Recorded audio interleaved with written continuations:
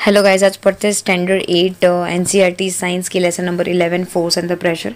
In class 7 you have learn how the object move. हम लोगों ने आगे के स्टैंडर्ड में पढ़ा कि ऑब्जेक्ट कैसे मूव करते हैं। Do you recall how can decide the whether the object is moving faster than the other. आप आगे के स्टैंडर्ड में पढ़ के आए हो तो आप उससे क्या सोच सकते हो कि दो ऑब्जेक्ट है तो उसमें से कौन सा ज़्यादा जल्दी रन कर रहा है या फास्ट भाग रहा है। What does the distance moved by an object in the unit time indicate? और डिस्टेंस टाइम और ये जो है वो क्या इंडिकेट करता है? एक्चुअली ये स्पीड इंडिकेट करता है। You also know that the moving object like the ball rolling on the ground slow down. तुम आपको पता भी है कि जो बॉल है जब आप ग्राउंड के ऊपर रोल करते हो तो एक सर्टेन डिस्टेंस के बाद वो स्लो हो जाती है। सम टाइम इट में चेंजेस डायरेक्शंस मोशंस। कभी कभी उनकी डायरेक्शंस जब भी हम लोग बॉल को फेंकते हैं तो जब क्रिकेटर बल्ला घुमाता है तो बॉल की डायरेक्शन में चेंजेस आ जाता है। It is also possible that the ball may slow down and also change it direction. कभी कभी ऐसा भी होता है कि बॉल थोड़ा स्लो हो जाता है और डायरेक्शन के अंदर भी चेंजेस आता है। Did you ever wonder that makes an object to slow down or go fast? आपको पता है क्या कौन सी चीज़ है वो ऑब्जेक्ट को स्लो डाउन करती है या फास्टर करती है या फिर उनकी डायरेक्शन को चेंजेस आती है। ये सब चीज़ें हम लोग ये लेसन्स में पढ़ने वाले हैं। Let's us recall some of your everyday's experience. What do you do make the football move. आप फोर्स करोगे। What do you do making the moving ball move faster. आप और ज़्यादा फोर्स करोगे। How does the goalkeeper stop the ball by friction. Stop करेगा उसको। How do the fielder stop a ball by hitting the batman. वो resist करेगा, stop करेगा particular object को। The hockey player change the directions of the moving ball. Hockey player जो है वो जो बॉल है वो बैट की मदद से कैसे उसकी डायरेक्शंस के अंदर चेंजेस करेगा, फ्लिक्स के थ्रू, स्टिक्स के थ्रू फ्लिक करके। इन ऑल दिस सिचुएशन जो बॉल है वो आइदर फास्ट मूव हो रही है या फिर स्लो मूव हो रही है। Its direction of the motion is change. कुछ ऑब्जेक्ट की डायरेक्शन में भी बदलाव हो रहा है। We often say that force has been applied on the ball when it kick, push, throw और flick। हम लोग को पता है कि जब हम लोग बॉल को किक करते हैं, पुश करते हैं, थ्रो करते हैं, फ्लिक करते हैं तो फोर्स अप्लाई होता है। व्हाट इज़ द फोर्स और ये फोर्स क्या है। What can it do to the body on which it is apply. और जिसके ऊपर हम लोग अप्लाई करते हैं उस वो बॉडी के ऊपर क्या होता है। We shall seek the answer to such question in this chapter. और ये सारे क्वेश्चन के आंसर हम लोग ये चैप्टर में पढ़ने वाले हैं। फोर्स, पुश और पुल देखेंगे। एक्शन लाइक पिकिंग, कुछ चीज़ें उठाना, खोलना, शर्ट करना, बंद करना, किक करना, मारना, उठाना, फ्लिक करना, घुमाना, पुश करना, पुल करना, ये सब चीज़ें सर्टेन टास्क बताती है, डिस्क्राइब करती है। Each of this actions usually result in some kind of changes in the motion of an object. और ये जब हम लोग ये चीज़ें करते हैं तो ऑब्जेक्ट के अंदर चेंजेस आता है। मे बी डायरेक्शन चेंज होती है या फिर वो ऑब्जेक्ट फास्टर होता है, स्लोअर होता है। Can this terms as replace with the one or more term. Let's find out this. क्या ये टर्म को हम लोग कुछ और चीज़ों से रिप्लेस कर सकते हैं, ये देखते हैं किस हिसाब से। एक्टिविटी 11.1 में हम लोगों ने देखा, टेबल 11.1 यहाँ पे दिया हुआ है। Familiar situations involve motion of the object. You can add more such situation or replace given here. Try to identify that यहाँ पे पुश वर्क हो रहा है या पुल वर्क हो रहा है। आप यहाँ पे ये कोई एक्टिविटी कर सकते हो। Do you notice that the each of the actions can be group as a pull or push और द बोर्ड। कुछ जो एक्शन होते हैं कहीं कहीं पे पुल होता है, कहीं पे पुश होता है, और पुश और पुल वाले ऑब्जेक्ट को फोर्स बोलते हैं।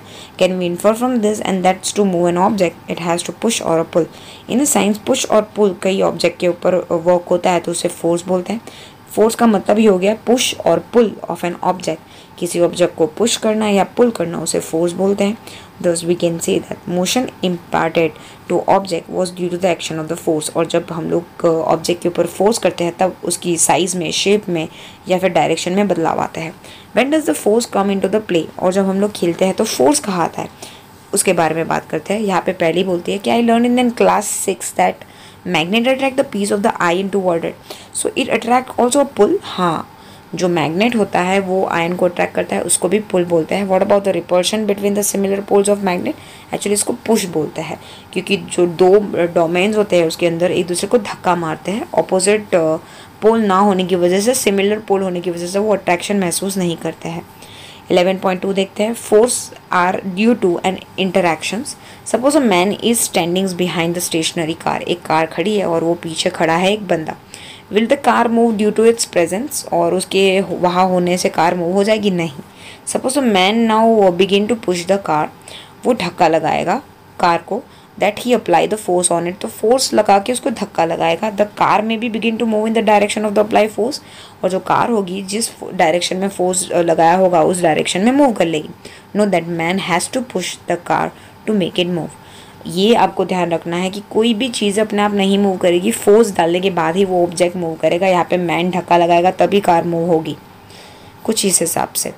11.3 shows the 3 situations that may be familiar to you. यहाँ पे आपको 3 एग्जाम्पल्स दिए हुए हैं, कुछ चीज़ें आपके साथ फेमिलियर हो सकती है। Can you decide who is pulling and who is pushing this cases. 11.3 A में देखते हैं, both the girl appear to push each others while the pair of girls, figure 8.3b, are trying to pull each others. Similar, the cow and the man is 11.3 appear to pull each others, and the girl in the 2 situations shown here are applying force. जो ए में दिख रही है वो जो girls है वो push कर रही है। 11.3b में गर्ल एक दूसरे को खींच रही है, मतलब पुल कर रही है।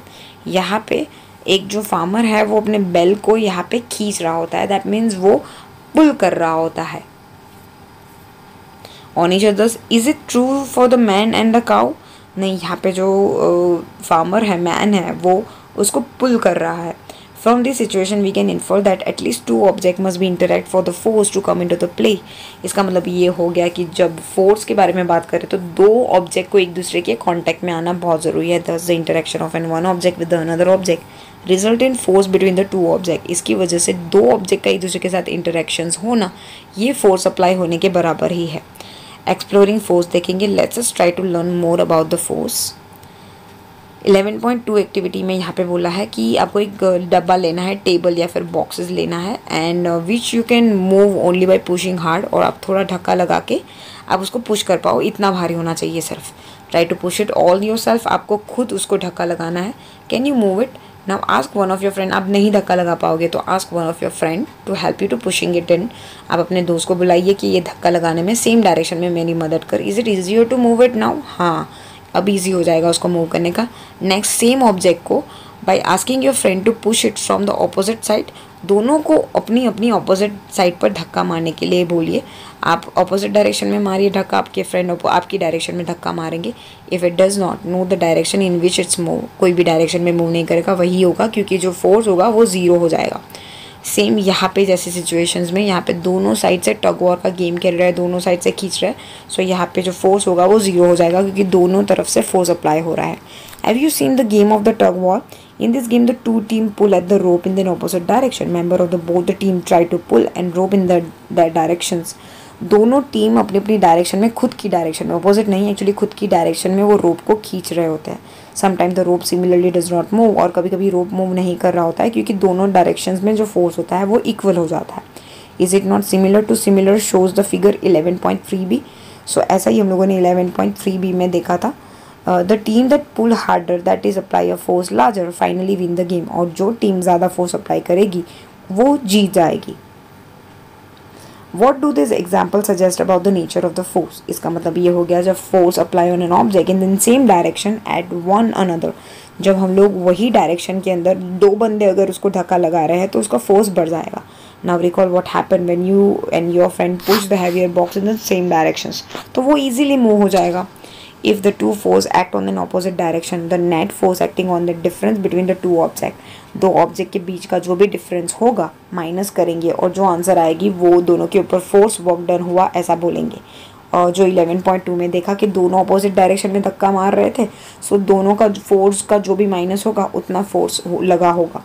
When both of you were pushing the heavy box from the opposite direction, यहाँ पे पहले बोलते हैं does it mean that the net force of the object is 0 if the 2 force acting on the opposite directions are equal? हाँ, that means जो force होगा वो 0 हो जाएगा।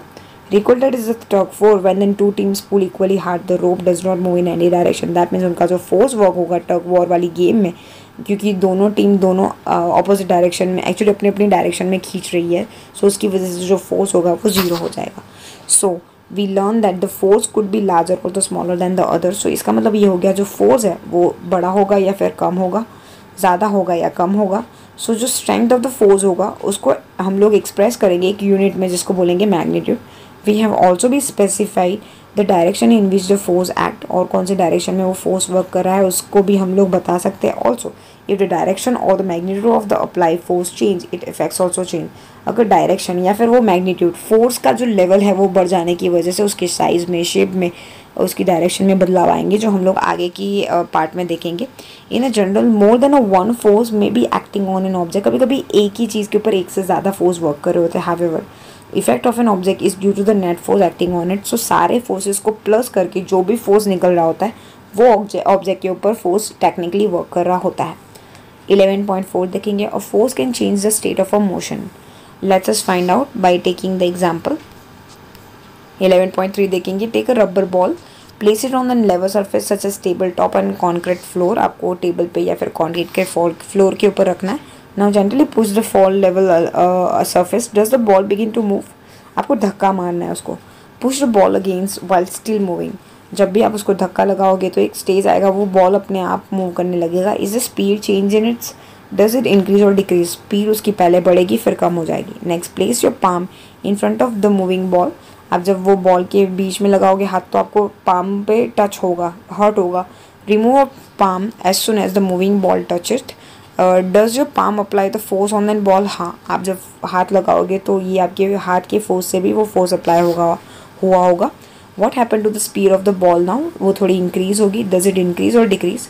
What would happen if your ball let your palm hold the moving ball. तो आपको हाथ में लग जाएगा.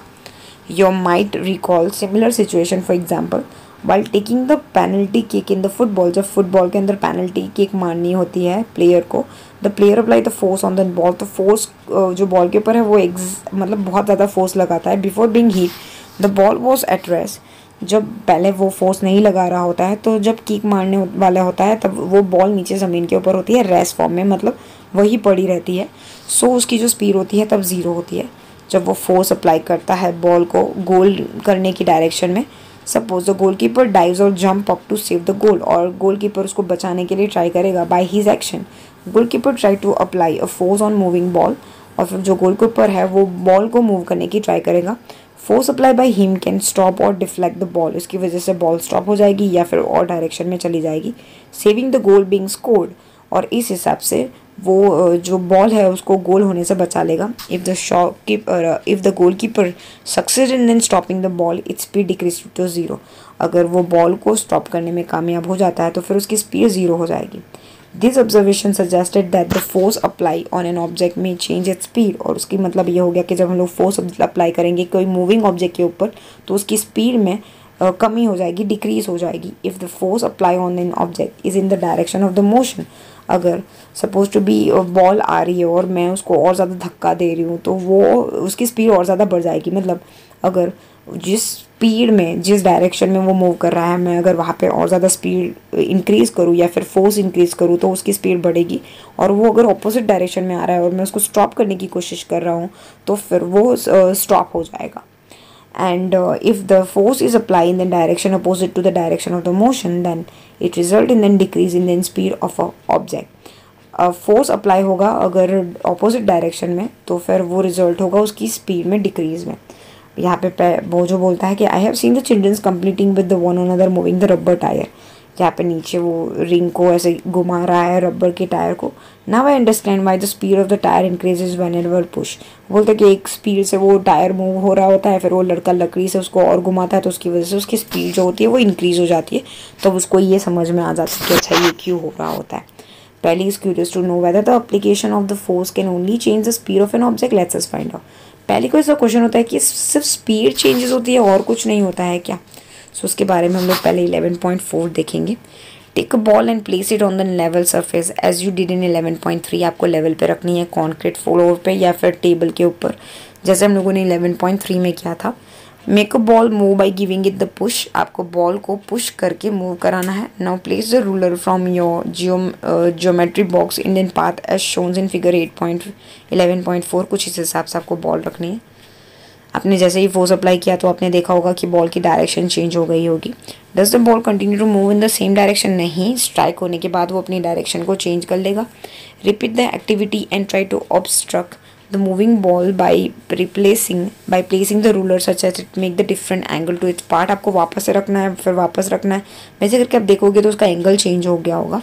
इन such cases note your observation about the direction of the motion of the ball, कि एक बारी रूलर के ऊपर स्ट्राइक होने के बाद उसकी डायरेक्शन क्या हो गई होगी, आप ऑब्जर्व कर सकते हो और आपकी बुक में लिख पाओगे। Let's us consider some more example in the game of a volleyball. कुछ और एग्जाम्पल देखते हैं वॉलीबॉल गेम में। In a game of volleyball, player often pushing the ball of their teammate to make a winning move. Volleyball के अंदर जो player होते हैं वो बॉल को पुश कर रहे होते हैं अपने गेम के प्लेयर के बाद, ताकि वो विनिंग मूव ले पाए। Sometime the ball is return to the other side of the court by pushing और स्मैशिंग इट। जब बॉल को पुल कर रहे होते हैं, पुश कर रहे होते हैं अपने दूसरे पार्टनर की तरफ, तो कभी कभी क्या होता है, वो बॉल होता है वो कहीं और जगह पे चला जाता है, कोर्ट के बाहर चला जाता है। In the cricket even batsman play his or her shot by applying the force on the ball with the bat. Bat की मदद से जो बॉल आ रही होती है उसको ज़ोर से मारते हैं बैट की मदद से, और इस हिसाब से उसकी डायरेक्शन में बदलाव होते हैं। Is there any change in the direction of the motion of the ball in this cases? हाँ, इसकी वजह से जो बॉल की डायरेक्शन है उसमें बदलाव आता है। बॉल डायरेक्शन सीधी होती है और वो फिर जो बल्लेबाज होता है वो जिस डायरेक्शन में घुमाता है उस हिसाब से वो बॉल के अंदर चेंजेस आ जाता है। In all this example the speed of and direction of an moving ball change due to the application of the force.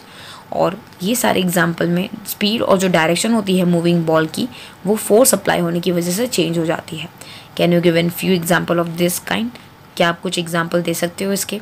A change in then either the speed of an object or its direction of the motion of the boat is described as a change in the state of motion। इस हिसाब से object के speed में बदलाव आना या फिर direction में बदलाव आना उसको बोलते हैं change in the state of motion, कि उसके स्टेट में बदलाव आए।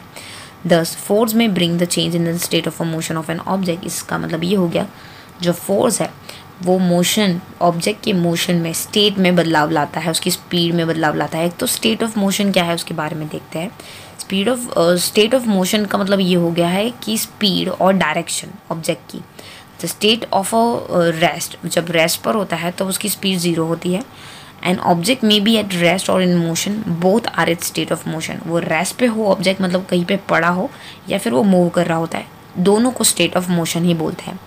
Does it mean that application of the force would always result in the change in the state of a motion of an object? Let's just find out। इसका मतलब ये हो गया कि जब भी फोर्स हम लोग करेंगे मतलब उसकी स्टेट में चेंज आएगा ही आएगा।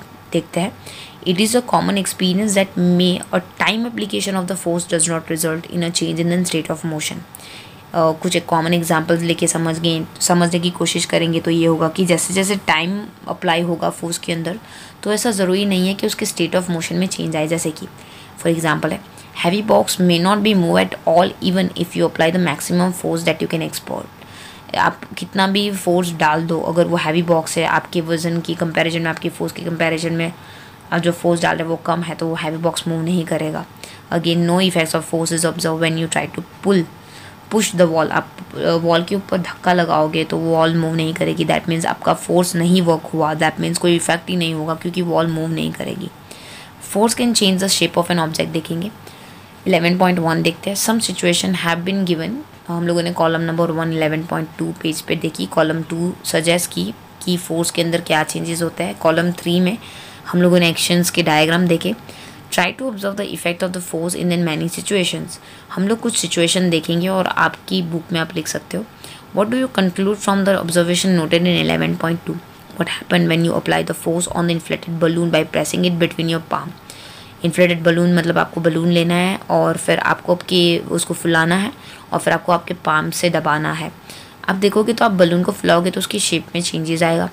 जब आप रबर के बॉल को लोगे या फिर आप डो लोगे, चपाटी का जो एक बॉल लोगे, तो आप उसको दबाओगे, रोल करोगे तो चपाती का शेप बन जाएगा। दैट मीन्स आप यहाँ पे उसकी शेप में चेंजेस लाओगे। फोर्स एंड ऑब्जेक्ट में चेंजेस शेप, इसका मतलब ये हो गया कि आप जब भी किसी ऑब्जेक्ट के ऊपर फोर्स करोगे तो उसका शेप भी चेंज होगा। Having perform all the above activity you have realise that force ये ऑब्जेक्ट को रेस्ट पे ला सकता है या फिर उसकी स्पीड में इंक्रीज़ कर सकता है या उसकी डायरेक्शन में चेंज कर सकता है, उसकी शेप में चेंज कर सकता है। मे कॉज सम और ऑल द इफ़ेक्ट्स, ऐसा भी हो सकता है कि ये सारी इफ़ेक्ट एक साथ में हो या फिर कोई एक इफ़ेक्ट हो। यहाँ पे कुछ टेबल लिखे हुए हैं, आपको कौन सी डायरेक्शन में क्या चेंजेस आएंगे वो बताना है। डिस्क्रिप्शन सिचुएशन है, हाउ टू अप्लाई है और डायग्राम यहाँ पे दिए हुए हैं और यहाँ पे उसके स्टेट में चेंज होगा या फिर उसके शेप में चेंज होगा, उसके बारे में बताया हुआ है। उसके मोशन में तो चेंज नहीं होगा, यहाँ पे शेप में चेंज होगा। और अब यहाँ पे स्प्रिंग फिक्स्ड है सीट बाइसाइकिल पे और आप उसके ऊपर बैठ गए तो उसके सिर्फ स्टेट ऑफ मोशन में चेंज होगा, शेप में चेंज होगा स्प्रिंग के।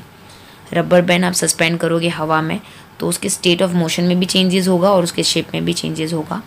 आप हैंग करोगे ऐसे, उसको फ्रीली छोड़ोगे तो उसके शेप में भी चेंज होगा और मोशन में भी चेंज होगा। प्लास्टिक और मेटल स्केल देखेंगे और 2 ब्रिक्स रखा ऐसे रखनी है उसके ऊपर और वेट रखना है सेंटर के ऊपर। तो यहाँ पे मोशन में तो चेंज नहीं होगा, लेकिन यहाँ पे स्केल की जो शेप है उसमें चेंजेस होगा। वाइल अ फोर्स में cause one or more of this effect, कभी कभी क्या होगा कि एक ही ऑब्जेक्ट के ऊपर एक से ज़्यादा इफेक्ट भी आपको देखने को मिल सकती है। It is important to remember that none of this action can take place without the action of a force. इसमें से कोई भी एक भी एक्शन ऐसा नहीं होगा कि हम लोग फोर्स अप्लाई नहीं करेंगे और होगा। फोर्स अप्लाई करने से ही ये सारे रिजल्ट देखने को मिलेंगे। दस an object can not move by it self, मतलब ऑब्जेक्ट अपने आप नहीं मूव करता। It can not change the speed by it self, वो अपनी स्पीड अपने आप खुद नहीं चेंज करता, डायरेक्शन अपने आप चेंज नहीं करता और शेप अपने आप चेंज नहीं करता। That means force can change the speed of an object, direction of an object and shape of an object. आगे की पढ़ाई हम लोग पार्ट 2 में करेंगे। Thank you so much.